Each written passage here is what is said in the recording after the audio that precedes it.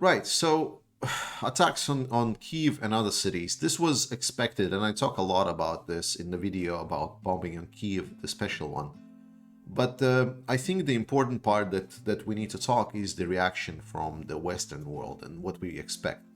One thing that I was really hoping for is that after the liberation of Kharkiv and then forward push towards Liman, I was really expecting that the Western world would kind of cheer up to Ukraine and said, okay, Ukraine is winning, we need to support weapons more. And it did happen, but it happened in the public sphere, like the society, not so much in the political decisions. Like, because, for example, if we took US statistics, right now it's like there was additional a poll made, and they said that it was now about 75% of Americans that support giving Ukraine more ammo and weapons after the Kharkiv offensive than they did before, where it was like 60 something percent. So that means that the public definitely saw that Ukraine is winning and is really happy about it. The politician, on the other hand, it seems that they kind of felt that the pressure went off them, that, oh, well, since Ukraine is already winning, then we don't need to do anything more, like, or a lot. Like, we don't need to rush the weapons to Ukraine, we don't need to increase our help, we don't need to do this. Then the Ukrainians took Liman, and everyone is like, well, Ukraine, good job winning. And then maybe like Estonia said like 50 and 113s, but not much else. So there was like a lingering question, but where is the additional support? Where can you not provide more equipment to Ukraine because it's winning so hard, so Ukraine can win harder? Like, that's the easiest bet. No, instead we heard that, like, no, maybe we should, spare Putin, we'll still start kind of negotiations. And in that sense, the strikes against Kyiv and other cities were actually a refreshing cold shower, if I can draw a positive from that horrific event that happened. Because while it was definitely terrible, it did bring a significant attention just to kind of remind us, hey, focus. The idea that we thought Ukraine is winning and now it's Russia cannot do nothing, not true. Russia can still inflict a lot of damage, so we need to increase support to Ukraine. And in that sense, I think it's quite good, because it overlapped both with the increase in public opinion, with the support of Ukraine, because of these shootings, the missile strikes and so on. We get the awareness about the situation of war in Ukraine, so the war doesn't get stale for the general public. I'm not talking about people that follow my channel or any other war coverage channel. I know you care, but there's a lot of people that maybe if this war would just be stale and nothing would be happening, they would right now be turning more towards, like what's happening in, with Nobel Peace Prize, or more likely like what's the new seasons of Game of Thrones is like, something like this. And in that sense, the fact that Putin did this horrific act is actually bringing Ukraine essentially back up in the news chain, which is great, especially because we're going now into winter period. And I'm really hoping that now with this, we're also seeing a lot of the Western powers being pressured for get more support, provide new sanctions packages. Why are we still trying to trade with Russia? A lot of the questions are being asked to politicians because a lot of them are seeing how bad the Putin's regime is. And this is really good for Ukraine. Moreover, I also have seen right before the strikes, it was last week, but I still want to talk about this topic, a lot of these dinosaurs appeared, like people that were for peace during the long peacetime, with their logic being, well, during the 60s, 70s, 80s, when I was growing up, and these political arguments that I said, like, well, we just need to promote peace at any cost. It's the argument that I made some time ago, but there's not a lot of people on my channel back then, so bear with me. So at some point, our Western society has changed from we need to have peace and we will fight for it and we will protect it and we will never let any kind of thing that happened like Second World War happen again.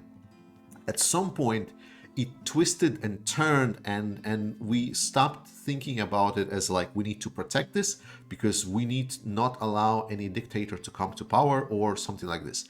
Instead, we became as a position of weakness. We started essentially begging for peace. So we say, okay, we're gonna give up anything, like as much as we can, just please no war. You know, the position of weakness, the one that is easily for dictators to exploit. And that overlapped very heavily with the fact that we are basically donating and feeding into the dictatorial regimes pretty much across the world. China, Russia, now Turkey. Orban is the best example. It's a growing one. Like, he's not completely dictatorial yet, but like it's an obvious fallback of democracy that is happening in Hungary. And in that sense, we need to understand how much can we beg for peace, or do we take position of strength and say, no, we're going to make sure that we make peace maybe through superior firepower, like if I can just quote a meme here. But you get my point. And with that, a lot of those dinosaurs were around that area when they were essentially, okay, they were the thought leaders for that peacetime. Their motivation was because there was so much peace for so long, that means that we just need to pacify Russia right now, and then it's going to be peace forever because it worked last time. And they are coming up and addressing Ukraine with statements essentially, let's just give Putin something, let's talk then, and then we're going to have again peace in Europe. And the main argument is we're going to go back to the time before the 23rd of February, but we're never going back. We need to learn a lesson, our generation, not the dinosaurs, the old and so on. We cannot change their mind. Like, I'm seeing in Twitter people getting pissed and trying to argue with them and trying to change their mind. We cannot change their mind. The newer generation, the listeners that are listening to this and trying to consider, okay, so who do I vote for? The people who still need to vote in the next elections for us in democracies. We need to look very carefully. Who are we choosing? Are we choosing the old thinking that are saying, okay, please, let's beg for peace? Or are we choosing people that will state, we need to become stronger. We need to show the dictators they cannot have it their way. The best example, again, I'm going to quote a meme here, but it's like Sanna Marin, you know, with the video where she's telling you about the way how to end the conflict in Ukraine, the way out of the conflict, as she puts it. The way out of the conflict. Way out of the conflict. The way out of the conflict is for Russia to leave Ukraine. That's the way out of the conflict. Thank you. That is the new generation, like the meme of old Europe versus new Europe. That is the way that we should go. I think that we all, watchers of this channel and other channels, need to be very aware of what we're doing with our politics going forward and who do we vote for. Especially make a test for, is he supporting democracy, or is he or she not supporting democracy and just want to undermine our policies, structures, and turn the country in some kind of autocracy. That is very important because that is the first step that we're gonna get of this. We need people that want to protect democracy with strength. And right now we have an easiest test. You just look at the Russia and see if they support Russia or not. And then the next topic obviously is Belarus. I'm just gonna cover it quickly. Belarus has been speculated it will join the war, but my point is that most probably it will not directly. Belarusian people are not very keenly looking to start participating in this war. And Russians know that. They're not completely dumb. They are a little bit, but it's mostly systematic problems, not individual problems. And for that matter, Belarusians, they do not want to have a conflict with Ukraine. But because Lukashenko ordered, they still have some of that mentality that I need to obey order like the Russians do, because it's also a dictatorial state. Dictatorial state think alike.